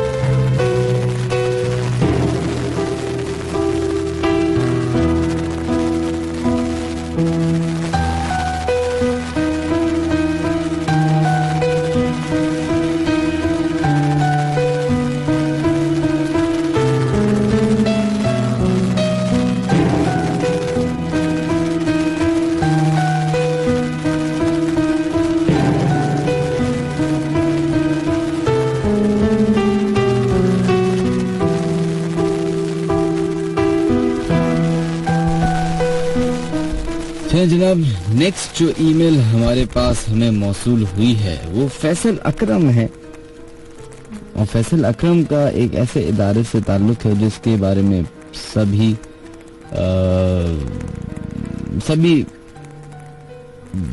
उस जगह को जानते हैं। ये एक लोकल सिनेमा है जो कि एमए जिना रोड पे ही पाया जाता है। काफी बड़ा, काफी मशहूर सिनेमा है, उधर ये काम करते हैं और उधर का इन्होंने ये वाक़या बताया। वो कहते हैं 15 जनवरी से वहां पे जो है गवर्नमेंट ऑफ सिंध की कुछ फाइल हुई है उस सिनेमा के खिलाफ, क्योंकि उसमें फ्रॉड और इलीगल एक्ट्स जो कि शेयर होल्डर्स हैं वो इन्वॉल्व हैं, जिसकी वजह से उस जगह को थोड़े दिन के लिए बंद किया गया। वो कहते हैं मैं इसी चक्कर में गवर्नमेंट के सारे मसले मसाइलों में पे स्लिप्स और चेक्स जमा कर रहा था अपने, और पे ऑर्डर्स जो होते हैं या स्लिप ऑर्डर्स जो भी होते हैं वो जमा कर रहा था ताकि मैं उसको एक अकाउंट्स फॉर्म में जमा करके अदालत में या जो भी है उसको पेश किया जाए। तो अचानक से जिस कमरे में बैठ के मैं ये काम कर रहा था, और चूंकि ये अभी इदारा बंद हुआ हुआ, ये सिनेमा बंद हुआ हुआ, तो वहाँ पे इनके और चौकीदार के अलावा कोई नहीं था। तो कहते हैं मैं एक कमरे में बैठ के सारा काम कर रहा था कि अचानक से वहाँ की लाइट चली गई। रात का वक्त था, मैं ये समझा कि बिजली चली गई है, और मैं ये सोचा कि थोड़ी देर के अंदर ही अंदर जो गार्ड है वो जनरेटर चला देगा, लेकिन ऐसा कुछ ना हुआ। वो कहते हैं मैं बाहर निकला और मैंने गार्ड को आवाज देने की कोशिश की, शायद गार्ड करीब हो, तो वहां पे ना गार्ड था ना कोई था। वो कहते हैं मैं गार्ड को आवाज देते देते जैसे ही पलटा और मैंने कॉरिडोर की तरफ देखा तो वहां पे एक औरत खड़ी हुई थी सफेद लिबास में, और उसके हाथ में कुछ था जो कि काफी, वो कहते हैं, अगली था और वो चमक रहा था। कहते हैं मैंने जैसे ही उसको पहचानने की कोशिश की और मैंने जैसे ही कुछ बोलने की कोशिश की, वो औरत उस जगह से गायब हो गई। वो कहते हैं मैंने वो काम ही छोड़ दिया। वो उस वक्त काम छोड़ के, कहते हैं, मैं भाग गया वहां से, और जब घर पहुंचा तो मेरी तबीयत काफी खतरनाक हो गई थी। कहते हैं मैंने काफी अरसे के बाद रिकवर किया, और उस दिन के बाद से आज तक जो गार्ड है वो नहीं मिला। खैर अजीब बात है, इस सिनेमा का तो नाम मैंने सुना है, और जरूर मैं कल ही जाऊंगा। अगर आप हुए वहां पे, फैसल अकरम आपका नाम है, फैसल अकरम, बिल्कुल मैं कल ही आता हूँ वहां पे। जरा चेक करते हैं कि आखिरकार ऐसी कौन सी जगह थी, और अगर हम कल गए और उधर पहुंचे और हमें ये साहब मिल गए और इन्होंने अपनी वो जगह घुमा दी, तो मैं जरूर तस्वीर अपलोड करने की और वीडियो अपलोड करने की कोशिश करूंगा फेसबुक पे, अगर ये सब हुआ तो।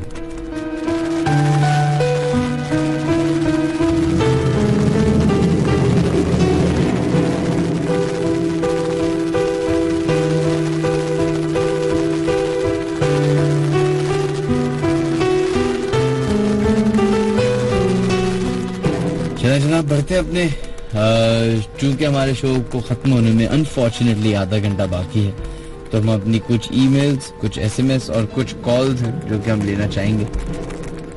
देखते हैं लाइन पे भी कौन है मौजूद। हेलो, वालेकुम अस्सलाम जनाब, कौन है हमारे लाइन पे मौजूद? उमर बात कर रहा हूँ अहमदाबाद। उमर साहब जी, आप इन बातों पे यकीन रखते हैं? बिल्कुल, मैं यकीन रखता हूँ इन बातों पे। अच्छा, और क्यों रखते हैं? मतलब आपके साथ कभी वाकया पेश आया या आपको लगता है कि बस है ये एक चीज एग्जिस्ट करती है? नहीं, एक्चुअली 2 दिन पहले एक थोड़ा सा एक इंसिडेंट हो गया था। हुआ कुछ इस तरह से था कि मतलब हमारे 2 पोर्शन बने हुए घर के। ठीक है, मैं मतलब नीचे वाले पोर्शन में मेरा रूम है और फैमिली ऊपर होती है। तो अब ये है कि वो ऊपर सब सो रहे थे, अम्मी और अब्बू, मतलब उनका रूम सेपरेट है।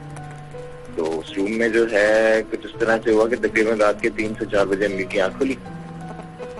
उन्होंने जो है रूम में देखा तो दरवाजे की तरफ देखा कि एक लंबा सा मतलब आदमी है और उसके मतलब व्हाइट इसने वो कंदूरा पहना हुआ है और कहते हैं उसके लंबे से बाल हैं इतने, मतलब उसके बाल इतने हैं कि वो घुटनों तक आ रहे हैं उसके। हम बताते हुए मेरी भी आवाज कांप रही है, मतलब मैं आपको बता नहीं सकता कि उसको क्या सिचुएशन थी जब ये सुना। और बता रही है कि थोड़ी देर बाद मतलब उन्होंने जब गौर से देखा वहाँ पे तो उन्हें लगा कि चलो पर्दा है, हो सकता है कि वो उनका वहम हो, मगर वो ऐसा कुछ हुआ नहीं। तो थोड़ी देर बाद उन्होंने आंख बंद करी और वो सो गए। थोड़ी देर बाद फिर जब दोबारा उनकी आंख खुली तो उन्होंने देखा कि वही मतलब शख्स सोफे पे लेटा हुआ है, मतलब उसके बराबर में सोफा रखा हुआ दरवाजे की। तो वो सोफे पे लेटा हुआ है, उसकी टांगे जो हैं वो छत के साथ टच हो रही हैं। ठीक है, और वही मतलब एज इट इज जो है वो सोफे पे लेटा हुआ। तो थोड़ी देर बाद उन्होंने आयतुल कुर्सी पढ़ी और पढ़ के वो सो गए कि वो बजाय वो कुछ शोर वगैरह करती, तो उससे बेहतर उन्होंने समझा कि वो आयतुल कुर्सी पढ़े और सोते हैं। नेक्स्ट डे उन्होंने सुबह में जो है उन्होंने सारा उन्हें वाक्य सुनाया। और उसी जगह पे मेरे साथ भी मतलब हुआ था, जिस जगह का मैं आपको बता रहा हूँ कि मैं मतलब पहले उधर ही ऊपर ही सोता था क्योंकि मेरा नीचे का मतलब हमारा जो पोर्शन है वो बना हुआ नहीं था उस वक्त। तो अब मैं सो रहा था, सोते सोते मतलब मेरी आंख खुली और मैंने ऊपर की तरफ देखा कि मुझे ऐसा फील हुआ कि वहाँ सोफे पे कोई बैठा हुआ है। तो मैं खैर उठा, मैंने अम्मी को उठाया कि मुझे उनको बताया कि वहाँ पे कोई बैठा हुआ है। तो लाइट खोल के देखा तो वहाँ पे कोई भी नहीं। ये आपको महसूस हुआ था कि वहाँ कोई बैठा हुआ है या आपने देखा था? नहीं, एक्चुअली फील होता है ना किसी के प्रेजेंस, आप बैठे हुए हैं और मतलब आप सो रहे हैं, सो एकदम आप उठे हैं और आप ऊपर की तरफ देखें तो एक बकायदा एक शैडो एक नजर आती है, ब्लैक शैडो होती है। तो उस वजह से। इस घर में आपको रहते हुए कितना टाइम हो गया? तकरीबन 8 से 10 साल तो हो गए हम लोगों को यहाँ पे रहते हैं। और ये कब से वाकई इस तरह के हो गए शुरू होना? अभी तो मतलब 2 दिन पहले ये हुआ था इस तरह से, मतलब मदर के साथ 2 दिन पहले हुआ था और मेरे साथ जो हुआ था वो तकरीबन 3 से 4 साल पहले की बात है।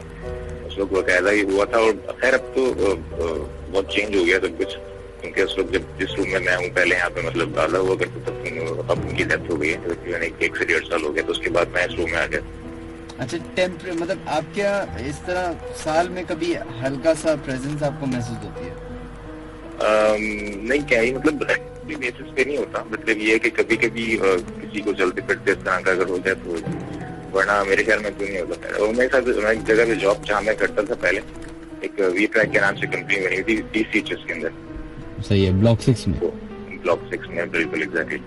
तो वहाँ पे जो है वहाँ पे भी कुछ असरात हैं उस तरफ, और वहाँ पे पूरी फैमिली है, बट वो ग्राउंड फ्लोर पे नहीं आते, वो फर्स्ट फ्लोर पर है। ये कोई वो जगह तो नहीं जिसको बंद भी कर दिया गया था? जी बिल्कुल बिल्कुल, वो वहाँ से कंपनी जो है वो शिफ्ट करके जो है वो दूसरी जगह पे दूसरी तरफ चली गई है, वहाँ पे फॉर्च्यून सेंटर वाली गली के अंदर। क्या है वाकया, जरा लोगों को बताइए।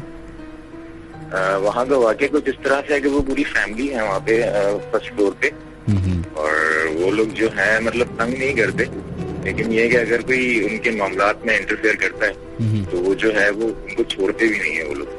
अच्छा, ये मामला क्या होते हैं, मतलब किससे? मामला तो जिस तरह से होते हैं कि जिस तरह आप मतलब आप जब कहीं बैठे हुए हो और आपकी बैठने की जगह पे कोई आके आपको डिस्टर्ब करे या वहाँ पे कुछ ऐसी चीज मतलब वो कर दे, झाड़ू वगैरह रख दे या इस तरह का कुछ होता है, तो उस पर वो लोग फिर जो है वो गुस्सा करते हैं। खैर वो तो एक अलग मैटर है, लेकिन ये कि मैं आपको अपना बताता हूँ कि हमारा जो डिपार्टमेंट बना हुआ था उसकी बैक साइड पे जिस तरह मतलब दीवार के साथ था, तो बैक साइड पे नाला जा रहा है एक बहुत बड़ा सा। सही। तो वहाँ पे उन्होंने मतलब डिपार्टमेंट का वॉशरूम बना हुआ था उधर लेफ्ट साइड पे। तो अब अक्सर ऐसा होता, मतलब हमारे जिस डिपार्टमेंट में मैंने ज्वाइनिंग करी थी तो वो नया ओपन हुआ था वहाँ पे। तो अब ये है कि तकरीबन मुझे पहला से दूसरा दिन था, तो मेरी नाइट शिफ्ट थी वहाँ पे। तो वहाँ पे जो है वो अब तकरीबन रात के 3 बजे बाथरूम के अंदर से किसी के नॉक करने की आवाज आई। अब मुझे वहाँ का पता नहीं था कि क्या वहाँ की सिचुएशन है और क्या सब कुछ है, तो मैंने पहले दिन अवॉइड कर दी। सेकेंड डे जब दोबारा आया इसी तरह से मतलब सीन हुआ, तो फिर मैंने दूसरे डिपार्टमेंट के लड़के से पूछा कि भाई वहाँ पे क्या मसला है, आप बाथरूम के अंदर से नॉक करने की आवाज आ रही है, वहाँ पे कोई है भी नहीं, जब जाके दरवाजा खोलो चेक करो तो कोई भी नहीं होता। तो कहने लगा कि यार रात में जो ना वो वॉशरूम यूज करने से अवॉइड किया जाए। तो मैं बोला तुम बताओ तो मुझे यहाँ पे मतलब प्रॉब्लम क्या है वहाँ पे जो जिस वजह से तुम मना करो। तो कहने लगा यार वो वहाँ पे जो है वो बच्चे खेल रहे होते हैं और जिनों की पूरी फैमिली है, और रात में जो है पूरे मतलब बैंगलोर के अंदर घूम रहे होते हैं, तो कोशिश क्या करो कि रात में वॉशरूम यूज करने से अवॉइड। तो उसके बाद से जो है बस थोड़ा सा ऐसा हुआ कि वो मैं मतलब कभी इस तरह की नॉक भी होती थी तो मैं डिपार्टमेंट का दरवाजा खोल देता था, क्योंकि उस वक्त मैं शिफ्ट में जो है हम लोगों का नया डिपार्टमेंट स्टार्ट हुआ था, तो एक बंदा ही शिफ्ट में चलता था 8 आवर्स की। तो खैर अब तो थे वहां से स्विच कर गया, अब तो दूसरी कंपनी का ज्वाइन कर लिया। ये मेरा वाक्य है। बहुत बहुत शुक्रिया। उम्मीद करते हैं कि अब जो भी वो उस कंपनी के साहब हैं वो इसी तरह के बहुत सारे और भी मालिकान हैं जिनके दफातरों में इस तरह के वाक़यात पेश आते हैं, लेकिन वो सिर्फ चंद पैसे बचाने के लिए लोगों की जान से खेल बैठते हैं। बिल्कुल। वहाँ पे एक बार ऐसा भी हुआ था कि वो एक स्वीपर जो है वो वहाँ की सफाई कर रहा था ऊपर के रूम की, तो स्वीपर को मतलब इतनी जोर का किसी ने मतलब थप्पड़ मारा कि वो हिलता हुआ जो है मतलब पहले तो नीचे जमीन पे गिरा, और जब वो थोड़ा सा होश में आया तो होश में उतर के वो नीचे भागा। नीचे जब लोगों ने उससे पूछा कि क्या हुआ तो कहने लगा कि ऊपर मैं सफाई कर रहा था, वहाँ पे किसी ने मुझे मारा, और जब मैंने उठ के देखा तो वहाँ पे कोई भी नहीं था। तो वो स्वीपर वो दिन मतलब उसका आखिरी दिन था ऑफिस के अंदर, वो छोड़ के जो है वो उसी दिन से चला गया। कहने लगा कि ना मुझे यहाँ पे पैसे चाहिए और ना मुझे यहाँ पे काम करना है, मैं यहाँ से जो है स्विच कर रहा हूँ कहीं और जा।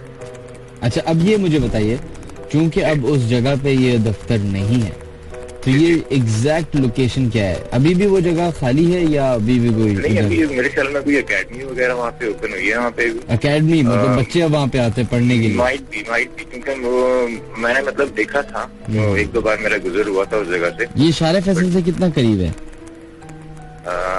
जहाँ मेला रेस्टोरेंट हुआ करता था पहले, जी जी, उसी गली के अंदर बिल्कुल सबसे राइट साइड पे सबसे लास्ट वाला बैंक। अच्छा, ये मेला वाली, अच्छा मेला आगे, ये तो अवामी मरकज, अवामी मरकज से आगे, अवामी मरकज से तो बहुत आगे चले गए। मैं नर्सरी की बात कर रहा हूँ जहाँ TSO का पेट्रोल पंप बना हुआ। अच्छा सही है, उसके बाद मेला आता था। सही है जी, बिल्कुल एग्जैक्टली। उसके बाद मेला रेस्टोरेंट है, उसी की मतलब गली के अंदर आप बिल्कुल स्ट्रेट आ जाए, स्ट्रेट राइट साइड पे जो बैंगलोर बना हुआ सबसे एंड में वही वाला हुआ है। ओके, अब वहाँ पे आप कह रहे हैं कोई एकेडमी शायद खुल गई है? नाइट भी वहाँ पे एकेडमी हो गई वहाँ पे, या फिर कोई ऑफिस वहाँ पे दूसरा खुला है। साइन बोर्ड वगैरह लगे थे, बट मैं प्रॉपर उसको देख नहीं पाया कि वो मतलब क्या तो अकेडमी है या फिर वो नया ऑफिस वहाँ पे किसी ने खोला है। तो कभी ऐसा सभी भी है वहाँ पे, क्योंकि मुझे आई एम श्योर कि वहाँ पे कुछ ना कुछ है अभी भी। अगर जाके चेक किया जाए तो माइट भी कि वो वहाँ पे अपनी प्रेजेंस शो करें, अगर उनसे बात करने की कोशिश करी जाए। नहीं, कोई जरूरत नहीं ऐसा करने की, बल्कि बस आप एक काम ये करें कि वहाँ पे जो ऑफिस में अब नए लोग आए उनको ये बात जरूर बता दें, क्योंकि किसी की भी जान बचाना हर इंसान का फर्ज है। हम लोग यहाँ पे जो लोग मर रहे होते हैं रोड पे चले, उनको हम तो डरपोक लोग हैं, हम उनकी मदद तो कर नहीं सकते, एटलीस्ट जो जिंदा है उनको तो बचा सकते हैं ना।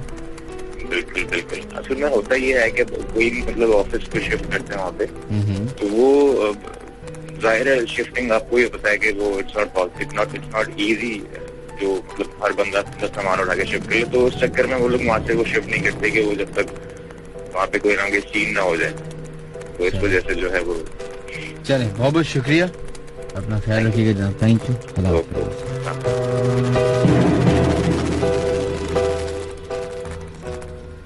चलें जनाब, बढ़ते नेक्स्ट ईमेल की तरफ। ईमेल जो है वो है, मैं अरसलान हूँ, मैं और मेरा भाई तला आपका शो शुरुआत से ही सुनते आ रहे हैं। हम तारे रोड पे रहते हैं। मैं जिस ऑफिस में पहले काम करता था वहां पे एक फ्रेंड मेरा बना, उसका नाम फैजान है। वो वहां जॉब करने से पहले एक जगह जॉब करता था। वो सी के अलोंग ही कंपनी थी, डिजर्टेड सी जगह थी, यानी बहुत कम लोग होते थे वहां पे शिफ्ट्स पे जॉब थी उनकी। फैजान जो था अकेले वॉक करते थे कि सी के साथ रात में भी। एक रात जब वो नाइट शिफ्ट पे थे तो वो वहीं रात को 1 बजे के बाद वॉक कर रहे थे समंदर के साथ। जब थोड़ी देर बाद ऑफिस बिल्डिंग में गए तो वहां पे उनको अपने बॉस मिले। फैजान हैरान रह गए उन्हें देखकर और पूछा कि बॉस आप इस टाइम पे यहाँ? तो बॉस ने उनको कहा कि हाँ फैजान, आज मुझे थोड़ा काम है इसलिए लेट काम कर रहा हूँ ऑफिस में। तुम एक काम करो, मेरे रूम में चले जाना, वहाँ थोड़ा नेट यूज कर लेना बेशक, और तुम्हारा काम हो जाए तो थोड़ा आराम कर लेना वहीं। वो अक्सर ऐसे ही कह दिया करते थे उनको। फिर बॉस चले गए। खैर, ये रात में आराम से वहां पे काम करते रहे और फिर सुबह हो गई तो जनरल शिफ्ट आ गई। फैजान भाई ने देखा कि उनके बॉस सामने से चले आ रहे हैं। फैजान भाई ने उनको कहा कि बॉस आप इस वक्त यहाँ कैसे? आप तो इतना लेट गए थे रात में, लेट आ जाते आज। तो बॉस ने उनकी शक्ल देखने लग गए। देन ही सेड, यार मैं तो कल शाम 5 बजे ही चला गया था। फैजान कहते हैं वो हैरान हो गए। फिर उन्होंने सब कुछ बॉस से कहा। ये नहीं पता चल सका कि वो कौन था जो ऐसा आया कि बॉस के रूप में, और क्या कर रहा था वहां उस वक्त।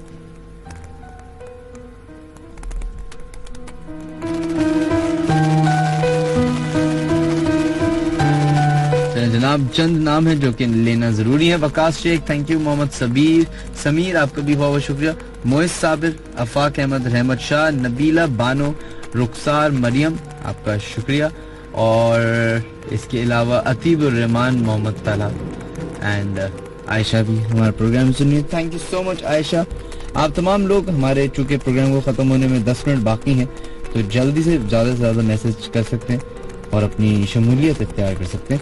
अगर आप लोग SMS करना चाहते हैं तो अपने मोबाइल की क्रिएट मैसेज या न्यू मैसेज में जाएं, उधर लिखें HOT हॉट, स्पेस दीजिए, अपना नाम लिखिए और अपना SMS भेज दें 8282 पे। अगर आप लोग फेसबुक पे ज्वाइन करना चाहते हैं तो the late night horror show with Minhaj Ali Askar के नाम से एक पेज है, उसको ज्वाइन कर सकते हैं। या फिर अगर कॉल करना चाहते हैं तो 111-000-105 पे हमें कॉल कर सकते हैं।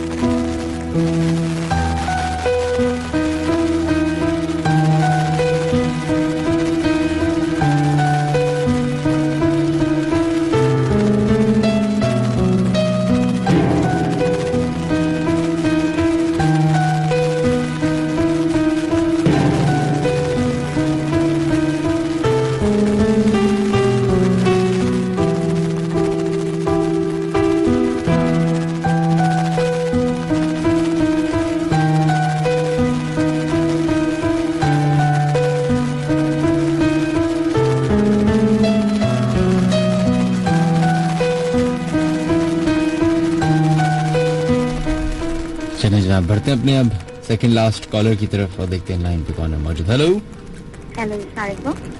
वालेकुम अस्सलाम जनाब, कौन हमारे से लाइन? जी मिनाज भाई, मैं जुनैरा बात कर रही हूँ फ्रॉम गुलशन ब्लॉक 4A। गुलशन से?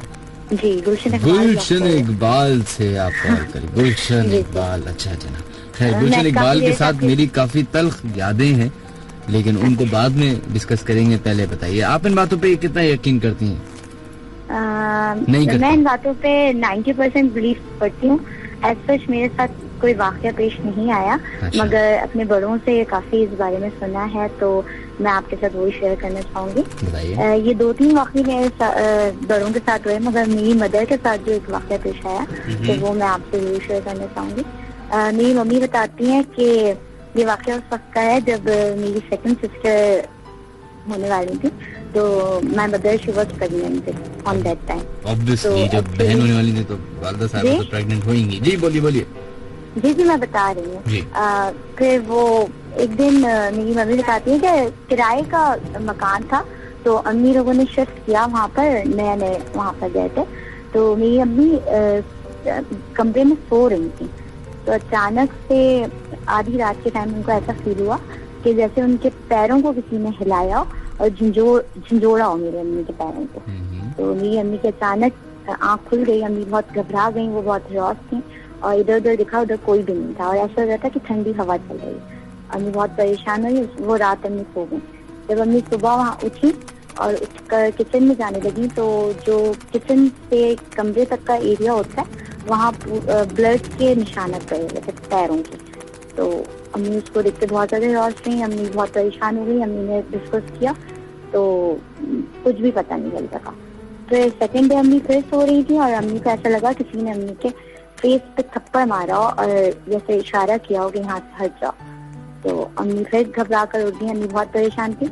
और फिर सेकंड डे भी सेम यही हुआ कि उनको ब्लड के निशान नजर आए। जब बहुत वहाँ पूछा गया वहाँ के मकानदार वगैरह से, तो उन्होंने बताया कि यहाँ से आप घर खाली कर दें तो बेहतर होगा, क्योंकि ये जो कमरा है वो उनकी बेटी का था और उनकी बेटी ने वहाँ सुसाइड कर ली थी और सुसाइड की थी, जिसकी वजह से उनकी रूह जो है वहाँ पर आती है और वो आप अगर बीच रास्ते में सो रही थी, वो आपको वहाँ से हटाना चाहती थी। उन्होंने आग लगाकर खुदकुशी कर ली थी। और ऐसा क्यों हुआ था पता चला? जी ऐसा क्यों हुआ था पता चला आपको? जी ऐसा पता चला कि उन्होंने सुसाइड की थी और वो अपने बच्चों को ढूंढने वहाँ पर आती थी और उनके बच्चे वहाँ अपनी नानी के साथ रहते थे, तो वो अपने बच्चों को ढूंढने वहाँ आती थी और अम्मी बीच रास्ते में सो गई थी, इसलिए वो उनको वहाँ से हटाना चाह रही थी कि यहाँ से हट जाओ। अगर अम्मी वहाँ से घर खाली नहीं करती या वहाँ से मूव नहीं करती तो वो अम्मी को नुकसान पता था, इसलिए फिर अम्मी ने वहाँ से मूव कर। ओके जनाब, चलें, बहुत बहुत शुक्रिया कॉल करने का। थैंक यू जी, अपना ख्याल रखिएगा। नाइस रखिएगा। अल्लाह हाफ़िज़।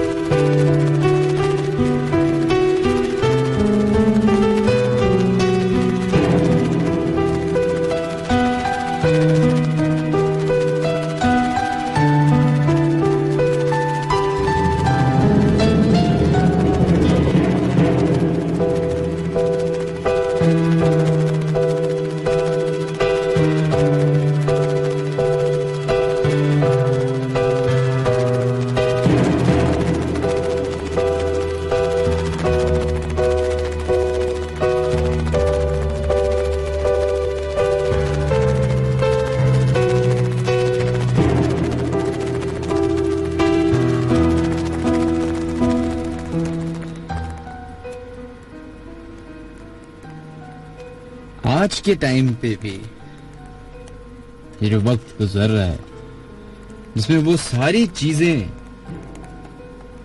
प्रूव होती जा रही हैं जो कुरान में लिख दी गई थी, जो हुजूर अकरम सल्लल्लाहु अलैहि वसल्लम ने जिन पे इशारा दे दिया था, थोड़ी बहुत हिंट दे दी थी, और दीगर जो हमारे उलमा गुजरे हैं उन्होंने भी इस पे बता दिया था। हर वो चीज कई सौ साल पहले बता दी गई जो अब होती है। कुरान एक ऐसी किताब है कि जिसमें आज पहले दिन से लेके आज तक की और आने वाले वक्त की सारी बातें लिखी हुई, लेकिन फिर भी चंद लोग ऐसे हैं जो इन बातों पे यकीन नहीं करते। कुछ बातें होती हैं जिन पे बहस करना अच्छा लगता है, लेकिन चंद बातें बगैर बहस किए, बगैर लॉजिक ढूंढे, बगैर हार जीत के, बगैर यस नो के ही एक्सेप्ट करनी पड़ती हैं। जैसे खुदा की एग्जिस्टेंस पे कोई सवाल नहीं कर सकता, उसी तरीके के खुदा की बनाई हुई मखलूक के बारे में भी कोई सवाल नहीं कर सकता। अपने शो के लास्ट कॉलर की तरफ बढ़ते हैं और उसके बाद हमारे पास एक इम्पोर्टेंट ईमेल मौजूद है जो कि हम पढ़ने की कोशिश करेंगे। देखते हैं लाइन पे कौन है मौजूद। हेलो वालेकुम अस्सलाम जनाब, कौन है हमारे साथ लाइन पे मौजूद? जी मैं मिनाल के साथ बात कर रहा हूँ फराज जी। अभी मिनाल पे कुछ दिनों पहले होते ही अपने दोस्त के साथ बात किया। सही बताइए। वो बाइक पे जा रहा था लेट नाइट 11-12 बजे के टाइम, तो सिंह कब्रिस्तान के करीब ही ना एक और नजर आई थी, वो वहाँ पे उसको आया था, तो वहाँ से वो गायब हो गई। अच्छा, वो उसको रेड कलर के कपड़ों में नजर आई थी, बिल्कुल पेड़ के नीचे। आप अपना सुने प्लीज, रेडियो बंद कर दें। आप रेडियो पे ही हैं, रेडियो बंद कर दें, आपको अपनी आवाज नहीं आएगी। जी मैं मनाज मेरी आवाज नहीं, वो दूसरी छोटी बहन उसने जो भी है उसको बोले अभी भी खुला हुआ है, बंद कर दीजिए। अच्छा मिनाज भी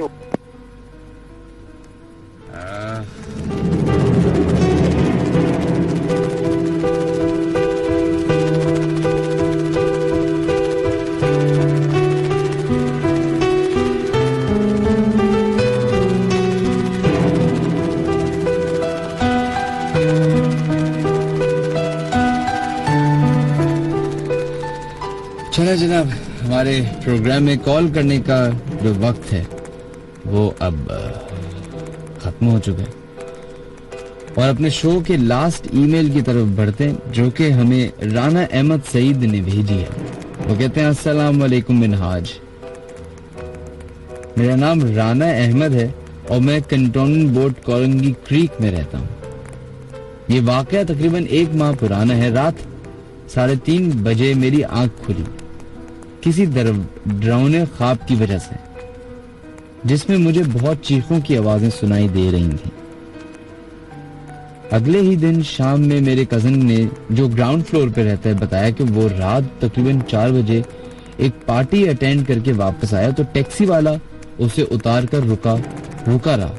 तो उसने टैक्सी वाले से पूछा कि क्यों खड़े हो, तो टैक्सी वाले ने कहा कि ये क्या चीज है। बस उसने ये कहा तो वो चीज भागी। तो टैक्सी वाले ने उसका पीछा किया और मेरे कजन भी पीछे गए।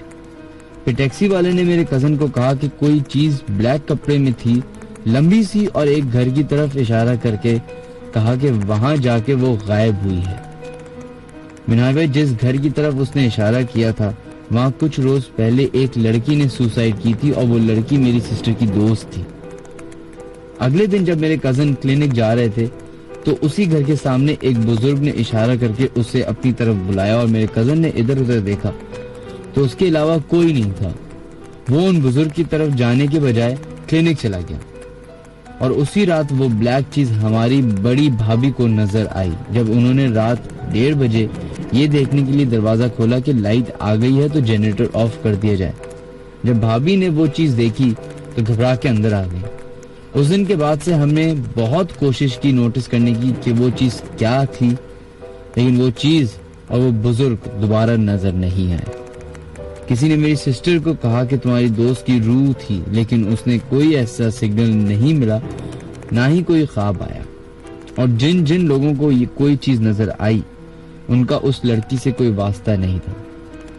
वो जो भी मखलूक की असलियत आज तक मालूम भी नहीं हुई और उन दोनों के बाद वो चीज आज तक कभी नजर नहीं आई।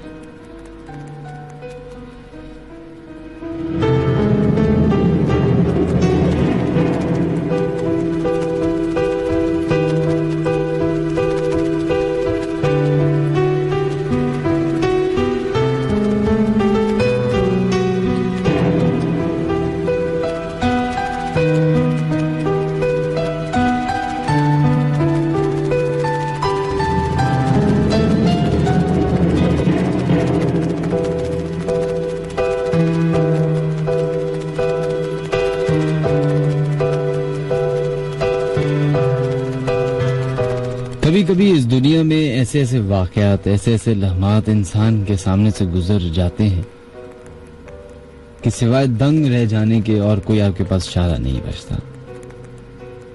ऐसे ही चंद वाकयात, चंद कहानियां, चंद किस्से सिर्फ पाकिस्तान में नहीं बल्कि पूरी दुनिया में आप तमाम लोगों ने सुने होंगे।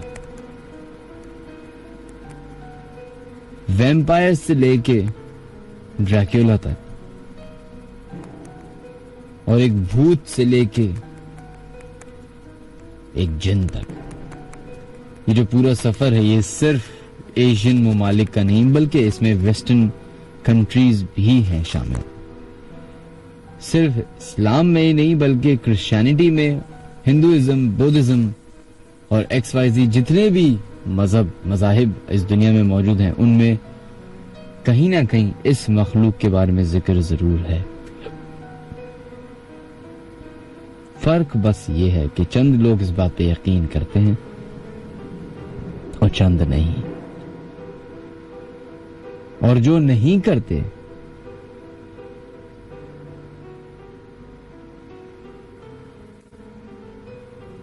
उनसे मेरी गुजारिश है कि किसी का यकीन करना या किसी पे यकीन रखना एक अलग बात है, लेकिन उसको तंग करना या उसके साथ कोई ऐसी चीज कर देना जिसे वो रिटेलिएट करे आपके लिए भी खतरनाक हो सकती है। जैसे कि बहुत सारे लोग अभी इस घर में जहां पे बैठ के ये प्रोग्राम सुन रहे हैं, हो सकता है अकेले हों मौजूद इस कमरे में या फिर जिस जगह पे भी आप प्रोग्राम सुन रहे हैं। शायद आपको ये लग रहा हो कि आप ही अकेले हैं रूम में, लेकिन ये आपकी गलतफहमी भी हो सकती है।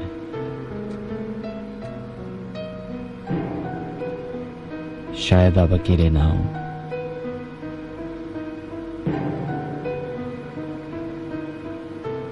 खैर ख़वातीन और साथ, इसी प्रोग्राम के साथ मुझे दीजिए इजाजत। आप तमाम लोगों का बहुत बहुत बहुत ज्यादा शुक्रिया। उन लोगों से माजरत जिनके मैसेजेस, जिनके नाम शामिल नहीं कर सके, लेकिन नेक्स्ट शो में जरूर शामिल करेंगे। जाते जाते अगर आप लोग हमें फीडबैक देना चाहते हैं हमारे शो का, तो djminhaj@radio.fm पे अपनी ईमेल कर सकते हैं, या फिर the late night horror show with Minhaj Ali Askari के नाम से फेसबुक पेज मौजूद है, उसको ज्वाइन कर सकते हैं। अपना ख्याल रखिएगा। Have a safe weekend, take care. बस जाते जाते एक ही बात करूंगा कि मजाक कर लीजिए लेकिन मजाक न उड़ाइए, क्योंकि कब कहां क्या हो जाए आपको शायद इल्म भी नहीं। क्योंकि जिस मखलूक की हम बात कर रहे हैं वो शायद हमें देख सकती है, शायद हमें सुन सकती है, शायद हमसे कांटेक्ट कर सकती है, लेकिन बदकिस्मती ये है कि हम ना तो उसको देख सकते हैं और ना ही उसे सुन सकते हैं, ना ही टच कर सकते हैं। तो ऐसी मखलूक से डरने को नहीं, लेकिन उसकी रिस्पेक्ट जरूर करनी चाहिए। खुदा हाफिज।